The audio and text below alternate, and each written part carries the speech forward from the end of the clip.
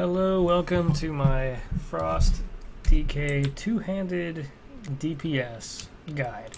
In this one, we're going to start off by going over the stat priorities, as well as the basic build for a two-handed Frost DK. Now, since the last patch 6.2, Frost has pulled ahead of Unholy as being the top DPS spec for Death Knights. And that's just because of all the different stuff they've added in. If you read the patch notes, you can see all of it. But yeah, they've really given a nice buff to Frost Death Knights. Now, one-handed Frost is actually a good little bit better for DPS than two-handed Frost, and it plays a little bit differently. But right now, we're going to go over the two-handed Frost, and then once I get a couple good one-handers, we'll do I'll show a video on how to do the one-handed Frost rotation. But the stat priority remains the same for both. So the number one thing you're going to want to go for is strength. So the higher your strength attribute, the higher you're going to be, the more damage you're going to do, more damage all your stats are going to do, because strength gives you attack power, right? Which is basically what all of your attacks are based on. So the more strength you have, the more damage every one of your attacks is going to do, in particular obliterate. The next highest one up you want to get is either haste or multi-strike. So haste is going to do a lot for you in terms of giving you the killing machine procs, and those are pretty much your main damage dealers. Is that killing machine proc in obliterate is going to be your bread and butter pretty much. It hasn't really changed a whole lot since towards the end of Wrath of the Lich King, to be honest. Basically, you just get your killing machine procs and hit obliterate. And you also, use all you're able to do, more auto strikes, so that gives you more killing machine procs. So that's why you want to keep getting haste. The other thing to get is multi-strike, because that just gives you a chance for your spells and abilities to activate up to 2 additional times at a third of the effectiveness. So that's also pretty useful. So getting an extra hit off that crit obliterate is going to be, extra cool. And then you have versatility, which is going to give you just in general a raw increase to your damage, and make you take a little bit. It's making you do more damage, and you're going to be able to heal yourself a little better. And that's pretty much it. So it's good for that. The absolute last stats are crit and mastery. Mastery is really weak for Death Knights, particularly two-handed Death Knights, because what the mastery will do is it'll just give you an extra bit of frost damage. So in my case, 30% frost damage or 29% extra frost damage. Not a big deal, not very useful, because all reality we're using obliterate. So obliterate's not doing any frost damage, so we don't really care about that. It increases your frost strikes, which is kind of useful for one-handed, but still won't beat out your haste or your strength or multi-strike. And then crit, for obvious reasons, is almost completely useless, because we have killing machine, which is basically instant, easy to get crits. So not a big deal. Crit's just a waste of time. So basically, you want a gem and enchant for haste and multi-strike and any kind of strength that you can get. So that being said, we're going to go over some talents now. So talents and glyphs. There's a couple different options here. When it comes to your first tier, you want to get Plague Leech. That's not really optional because of the ability for you to be able to take your diseases off and immediately get 2 more runes back. So that gives you a chance to really quickly get another obliterate out, basically.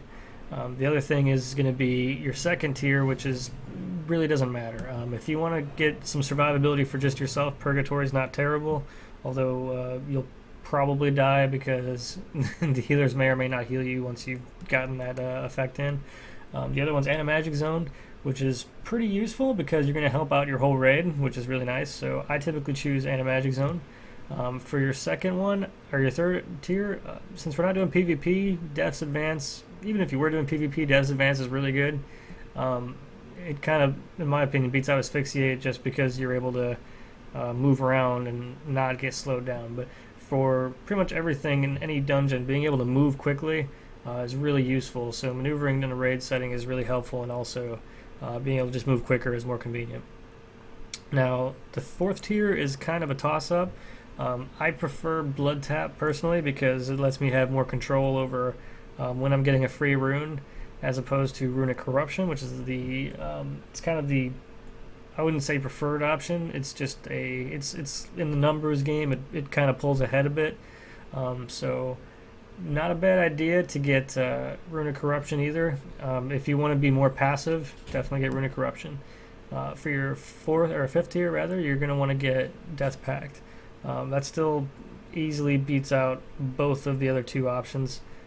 Death Pact just gives you, 50% of your max health back immediately, which is just super awesome. So, really not especially for DPS, the 50 or the 25% max health or 25% max health healing absorb that it puts on you really doesn't matter because it goes away after 15 seconds anyway. So if you're doing your job as a DPS, for the most part, you shouldn't have any problems just using this every 2 minutes if you needed to get any kind of a self-heal off, and you'll be good, and the healer should love you. For your sixth level tier or sixth tier talent, you kind of want to go with Remorseless Winter. From just about every dungeon raid I've been in, the mobs generally just ads are not immune to Remorseless Winter, so it's really, really useful. Desecrated Ground is not all that good. It does kind of slow things down, and it stops you from doing stops some like charm effects kind of, but again, not so useful in a raid setting, maybe in a PvP setting slightly. Gorfian's Grasp, kind of not so good either. It's just like having a lot of death grips. For DPS, just not useful. And then finally, the higher numbers are going to go with Breath of Sendragosa for for your final talent, but I prefer Necrotic Plague just because it lets me get my diseases out easier with less fussing around with Obliter or Outbreak and all that. So this is a lot easier just to use Necrotic Plague. But if you want to use Breath of Sendragosa, that's also a good one that will that'll also help you get your Runic Corruption or Blood Tap procs out. So your choice on that one. Finally, we have our Glyphs. So Glyph of Regenerative Magic is a pretty good one. Absorb Magic's not bad, but you can only have one of the two. You're either going to get double the amount absorbed, or you're going to have a shorter cooldown on your anti-magic shell. It's really just depends on your style of play. If you're pretty good at dodging things and avoiding big attacks, then you can get the regenerative magic. Or if you're in a fight where you have to take a big hit and there's going to be big hits, maybe like the Fel Reaver in Citadel, you might want to take the absorb magic because you'll be able to absorb much more damage that way. I'm not sure I think it does work on artillery strikes, so it might be useful there. Pretty sure it works on the Fel Pool or I can't remember what they're called offhand now, but the little fire pools. It works on those.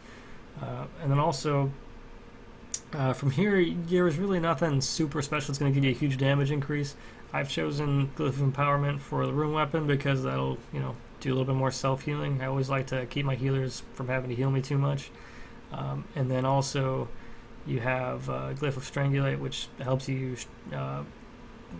what's that word I'm thinking of? Oh yeah, lets you silence things for a bit longer, which is again really useful for just about every encounter. Being able to keep things from casting is usually a great thing. And then if you're going to get Breath of Sendragosa here, then you're going to want to make sure and try to get the Glyph of Outbreak, because that's what you're going to need for putting your diseases back on or putting them back up.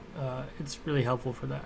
As far as minor glyphs go, I choose the Glyph of Army of the Dead so that they no longer taunt the target. It's kind of annoying for tanks when your ghouls come out and they do good and extra damage, but the problem is they taunt things and they make things all over the place. So it's a much better idea for you to just have it not taunt. Then also Glyph of Tranquil Grip, Glyph of Tranquil Grip. Man, these things are like tongue twisters.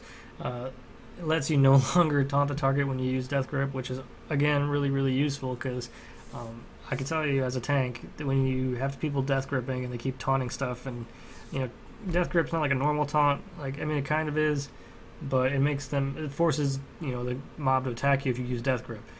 This will stop it from doing that, which is really, really useful. And then you can still use a Death Grip if you need to. And then you have Glyph of Path of Frost. That's a pretty good one. If not only because you just can stop yourself from taking some fall damage. Can kind of be helpful in a raid if you get knocked up in the air and you happen to hit your Path of Frost soon enough, you might save yourself. No guarantees on that though. But those are all the basics. So, next video we'll just do a rotation and show how it's done. Thanks for watching.